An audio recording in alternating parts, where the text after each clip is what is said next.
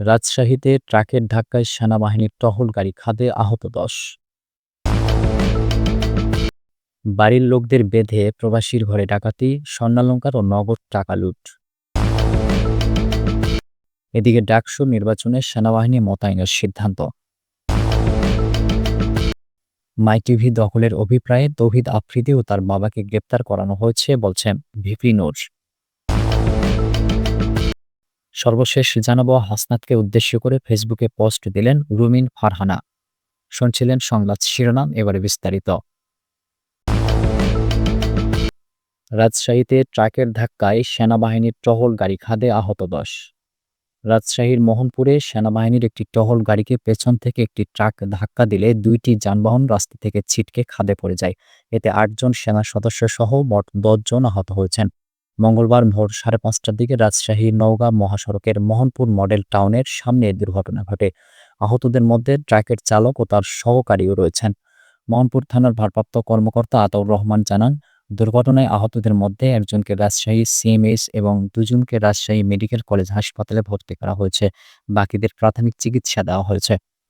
OC বলেন, Mohanpur model টাউনের সামনে সেনাবাহিনীর একটি টহল গাড়িকে একটি ট্রাক নিয়ন্ত্রণ হারিয়ে পেছন থেকে ধাক্কা দেয়। এতে সেনাবাহিনীর টহলরত গাড়ি ও ট্রাক রাস্তার পাশের খাদে পড়ে যায়। পরে ফায়ার সার্ভিসের কর্মীরা গিয়ে তাদের উদ্ধার করে হাসপাতালে পাঠান। দুর্ঘটনার পর ট্রাক চালককে আটক করা হয়েছে বলে জানিয়েছেন ওসি। বাড়ির লোকদের বেঁধে প্রবাসীর ঘরে ডাকাতি, স্বর্ণালংকার ও নগদ টাকা লুট। চট্টগ্রামের মিরসরাইয়ে ঘরের লোকজনকে বেঁধে রেখে এক প্রবাসীর বাড়িতে ডাকাতির ঘটনা ঘটেছে। সোমবার দিবাগত রাত ৩টার দিকে উপজেলার জোরারগঞ্জ থানার হিঙ্গুলি ইউনিয়নের মধ্যম আজমনগর গ্রামের আব্দুল হাকিম মোল্লা বাড়িতে ঘটনা ঘটে।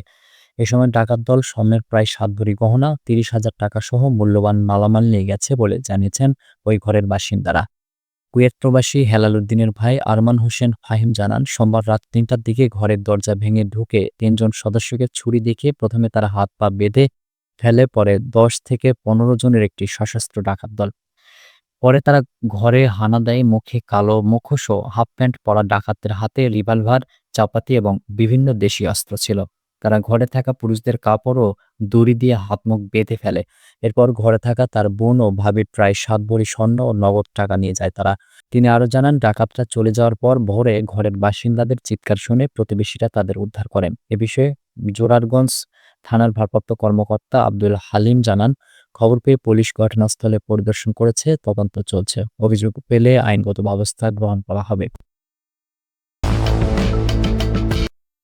ডাকসু নির্বাচনে সেনাবাহিনী মোতায়েনের সিদ্ধান্ত। ঢাকা বিশ্ববিদ্যালয় কেন্দ্রীয় ছাত্র সংসদ নির্বাচনের দিনে স্ট্রাইকিং ফোর্স হিসেবে সেনাবাহিনী মোতায়েন থাকবে। গণনার সময় ভোট কেন্দ্রেও থাকবেন সেনা সদস্যরা। মঙ্গলবার রিটার্নিং কর্মকর্তাদের সভায় এই সিদ্ধান্ত নেওয়া হয়েছে। বিষয়টি নিশ্চিত করে চিফ রিটার্নিং কর্মকর্তা অধ্যাপক ডক্টর মোহাম্মদ জসিম উদ্দিন জানান, বিশ্ববিদ্যালয়ের প্রধান ৭টি প্রবেশপথে সেনা সদস্যরা অবস্থান করবেন। ভোট গ্রহণ শেষে ফল ঘোষণা না হওয়া পর্যন্ত সেনারা কেন্দ্রগুলো কর্ডন করে রাখবে, যাতে বাইরের কেউ প্রবেশ করতে না পারে এবং কোনো অনাকাঙ্ক্ষিত পরিস্থিতির সৃষ্টি না হয়। রিটার্নিং কর্মকর্তাদের এক সভায় সিদ্ধান্ত হয়েছে, ভোটের দিনে ঢাকা বিশ্ববিদ্যালয় মেট্রো রেল স্টেশন বন্ধ থাকবে। এছাড়া নির্বাচনের ৭ দিন আগে থেকেই হলগুলোতে কোনো বহিরাগত থাকতে পারবে না।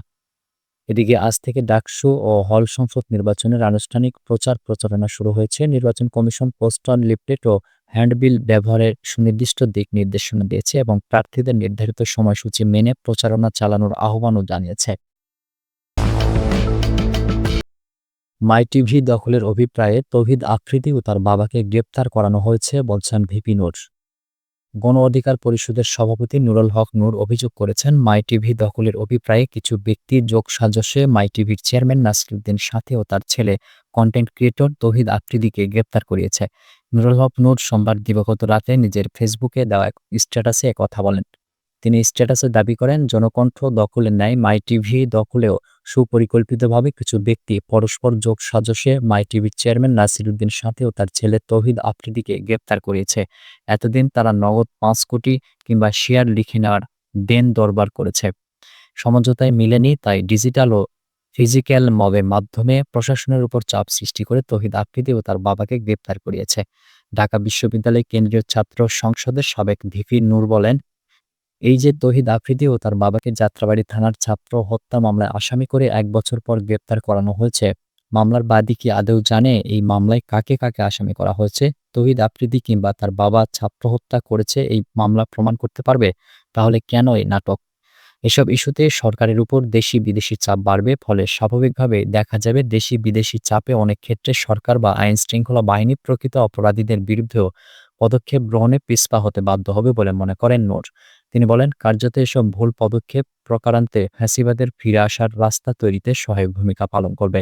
ডাকসুর সাবেক ভিপি নূর আরও বলেন, জনকণ্ঠ দখলের ন্যায় মাই টিভি দখলেও যারা প্রশাসনের উপর চাপ সৃষ্টি করে এগুলো করাচ্ছে, তাদের মুখোশ উন্মোচন করে তাদের বিরুদ্ধে ব্যবস্থা নেওয়া হোক। হাসনাতকে উদ্দেশ্য করে ফেসবুকে পোস্ট দিলেন রুমিন ফারহানা।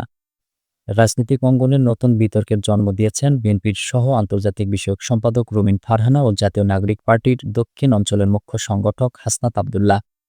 সম্প্রতি নির্বাচন কমিশনের সংসদীয় সীমানা পুনর্নির্ধারণ শুনানিকে ঘিরে তাদের মধ্যে উত্তপ্ত বাকযুদ্ধ চরমে পৌঁছেছে। রোববার রাজধানীর আগারগাঁয়ে অনুষ্ঠিত ওই শুনানিতে বিএনপি ও এনসিপি নেতাকর্মীদের মধ্যে হাতাহাতির ঘটনা ঘটে। পরে সংবাদ সম্মেলনে হাসনাত অভিযোগ করেন, বিএনপি আসন্ন জাতীয় নির্বাচনে ভোটকেন্দ্র দখলের প্রস্তুতি নিচ্ছে। একই সঙ্গে তিনি রুমিন ফারহানাকে ইঙ্গিত করে বলেন, বিএনপির ভেতরে অনেকেই আছেন যারা আওয়ামী লীগের থেকেও বেশি আওয়ামী লীগ। যদিও পরে নিজের ফেসবুক পোস্টে হাসনাত জানান, কোনো নারীর রাজনৈতিক মতের বিরোধিতা করা যেতে পারে, কিন্তু ব্যক্তিগত জীবন ও সম্পর্ক নিয়ে স্লাট শেমিং গ্রহণযোগ্য নয়। তিনি রুমিন ফারহানার প্রতিও এই বিষয়ে সমর্থন ব্যক্ত করেন। এর জবাবে সোমবার সন্ধ্যায় ফেসবুকে কড়া প্রতিক্রিয়া দেন রুমিন ফারহানা। নিজের পোস্টে তিনি লিখেছেন, এটা ওই ফকিন্নির বাচ্চাটা না যে আমাকে আওয়ামী লীগ বিষয়ক সম্পাদক বলেছে। একই সঙ্গে তিনি হাসনাতের ছাত্রলীগ সংশ্লিষ্টতার অভিযোগ তুলে কিছু ছবি ও স্ক্রিনশটও শেয়ার করেন। তবে খোঁজ নিয়ে দেখা যায় রুমিন যে ছাত্রলীগের ক্যাড ব্যবহার করেছেন সেটি ভুয়া। এর আগে ওই ভুয়া ক্যাডে বিভিন্ন নাম যুক্ত করে সামাজিক মাধ্যমে ছড়িয়ে দেওয়া হয়েছিল। প্রিয় দর্শক, এই ছিল এখনকার মতো সর্বশেষ সংবাদ। পরবর্তী সংবাদ দেখার আমন্ত্রণ রইল।